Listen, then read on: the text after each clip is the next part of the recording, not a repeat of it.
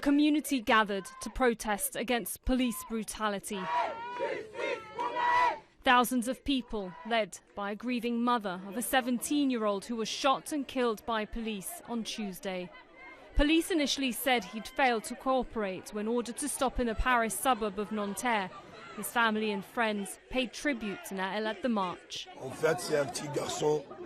He is a young man. He's very kind. He's not evil or a hooligan. What the media are saying about him is not true. His mum raised him well. His grandmother we know here around the neighborhood. She's kind and helpful. She loves everyone. The young man left us for nothing. We're not contradicting the state. We are not contradicting the legal or police procedure. Yes, he was driving a car without a license. He tried to flee, but he should not be killed. Police said the 17-year-old drove the car at one of the officers, but this video appears to contradict the police version of what happened. It showed an officer pointing his weapon through the window and appearing to fire at close range before the car rolls off and crashes to a stop. En l'état des investigations et des éléments recueillis, in view of the state of the investigation and the details collected, the prosecution considers that the legal conditions for the use of the weapon are not met. President Emmanuel Macron held a crisis meeting denouncing both the shooting and the riots that followed as unjustifiable. Clearly, the emotion that comes with the death of a young man calls for contemplation and calm, and it's what the government has constantly called for. I think this is what should continue to guide the next hours and the tributes. Nevertheless, his words haven't stopped thousands of people from protesting what many say has become a systematic zero-tolerance policy carried out by French police, especially against those from poor and minority communities. Officials are deploying tens of thousands of police across France, including 5,000 in the capital Paris alone. The police officer involved in the shooting has been arrested and charged. The 17-year-old victim is the second person to be killed in such circumstances this year and the 15th in a year and a half. Many are hoping that calls for justice can finally be answered as quickly as possible. Sarah Khairat, Al Jazeera. Al Jazeera's Natasha Butler has been speaking to demonstrators in Nanterre, near Paris, and a short while ago she was caught up in the unrest. Well, this is the neighbourhood where Nahel lived, and sitting on top of the van is Nahel's mother. You can see her there with a ponytail, and she is leading this tribute to her 17-year-old son, as commemorative march. And when you look at her, she really goes through all the emotions. Sometimes she looks obviously very touched because there are so many people here. Sometimes she looks as if she is on the verge of tears because everyone has come here to pay tribute to her son that was killed during a police traffic check not far from here, just a few hundred meters away from where this march is taking place. It's important to be here. The situation's lasted too long. The same things keep happening. In truth, people are sick of it. It could have been my son.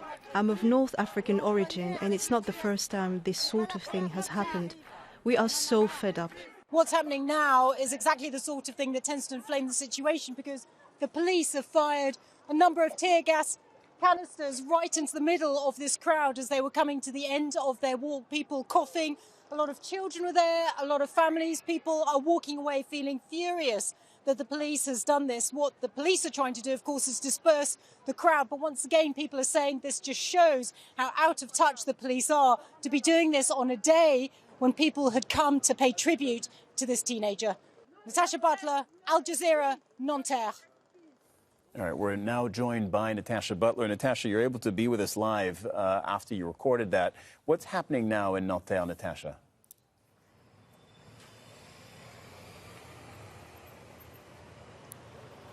Well, at the end of the march, as you saw there, people were gathered, well, on this square where I'm standing in the middle of Nanterre, and they were ready to celebrate, ready to commemorate, come together when the police fired the tear gas into the centre. And I have to say, you know, being here, it was really quite shocking because there were families there, very young children, and people were here to be peaceful. And the problem is that then it really Then, of course, we saw unrest and violence. We saw some people smashing up buildings. There are buildings just out of shot there that are smashed up. We saw fires being lit, another car being set fire to just behind me. And here, there's a bit of debris, some stones all over the place because there were a few clashes between some of those protesters and police. But it didn't have to be like that, say many people, because it was a peaceful march. It was a moment of joy and commemoration. It shouldn't have ended that way, but people felt so frustrated and furious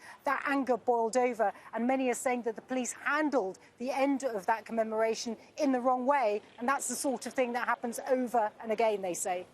Natasha, the French Justice Minister said that all of this is about one policeman, not about the police force as a whole.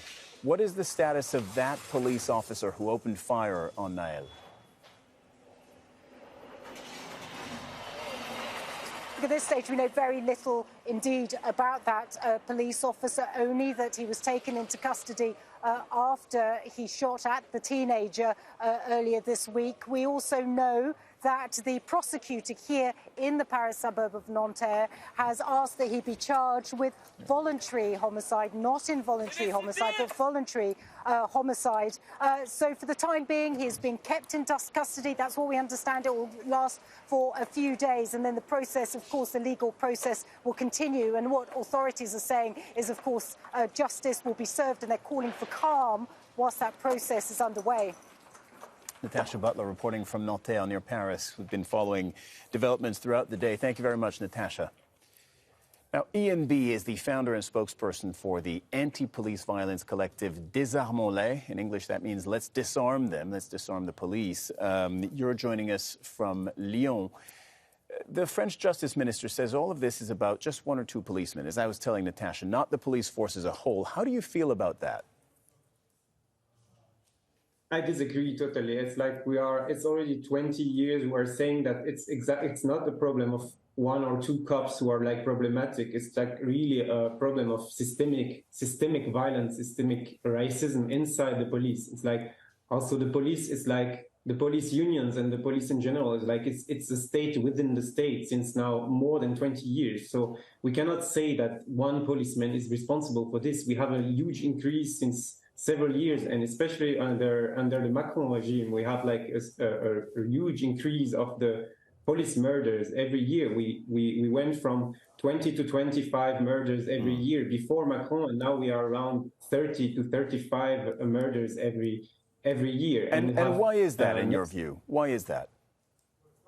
I think there's many factors, and one thing is that we never faced like our colonial history. And it's also the consequence of 50 years of neoliberal policies. It's all together. And also now we are in a very Islamophobic and authoritarian context where the government is just putting always new oil on the fire. And this can just not go through. And at the same time, the police is like, it's pushed into violence by like really public speeches that are very offensive and very authoritarian, and also at the same time, like the police is constantly like more militarized, and the budgets of the army and the defense are increasing constantly, and this can only lead to such kind of violence. And also the new law, because we have this new law from 2017 that allow the cops, it's giving to the police a license to kill, and this is the main problem. Yeah, Ian, let's focus on that a little bit. Let's drill down on that, because this is not a point of detail. It's pretty major, right? It's a law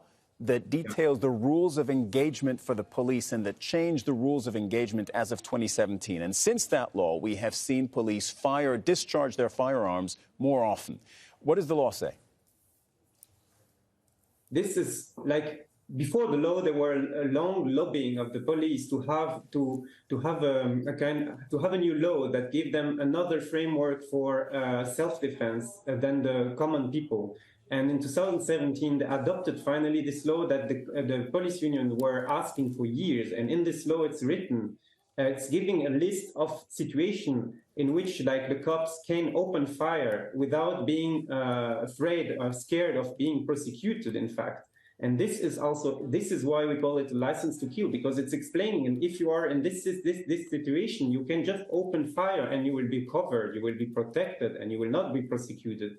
And even in this case, when the government now is saying that the cop will be prosecuted, it doesn't mean nothing, because in the past also cops were prosecuted. It's just that they never go to court after the prosecution. And this is also a main problem. This law is embedded in the whole context of giving impunity to the cops. And this law is just very symbolic, but the whole system is made like this. And we have every year new security laws, like giving the right to the cops to make violence, to cover their faces, not to show their identification numbers, and so on. And all these measures are going with this law and this impunity context. What would you like to actually see happen? What do you want to be done? I know you're campaigning for the police to be disarmed. There's no appetite for that within the French mainstream political parties. I know that there is some with the far left parties, but not mainstream. I mean, not Macron's party, not the Conservatives. So realistically speaking, what would you like to see happen? The problem is, in this context, like we are in a huge lack of democratic solutions, and we are at the end of democratic illusions. So even collectives who were involved in trying to change the law, they don't believe anymore in this. So I don't know what should be like the solution, but we are one of the collectives who are asking for dismantling the police. And this was a discourse that was heard in America after the death of George Floyd. But in France, it's still very hard to speak about this kind of solution, because actually the police is acting like a criminal gang, and we have to dismantle many brigades in many cities, because there cannot be any solution without this, because we cannot calm down the police. The police is just going more and more to the far right, and we know by the election that 60% of them, they vote for the far right. So there is no solution with this police. They cannot be like a fair solution, a legal solution, if the laws are giving even more power, always more power to the police, and the police is becoming more and more far right. This is the problem. Like, we are really at the end of these democratic illusions. All right. And I don't know even how to answer to this question, to be honest. It's a dead end. Well, you gave it a good shot, and you gave us a lot of context. So thank you very much for coming on the program today. Thank you for your insights and your time. Thank you. You're welcome.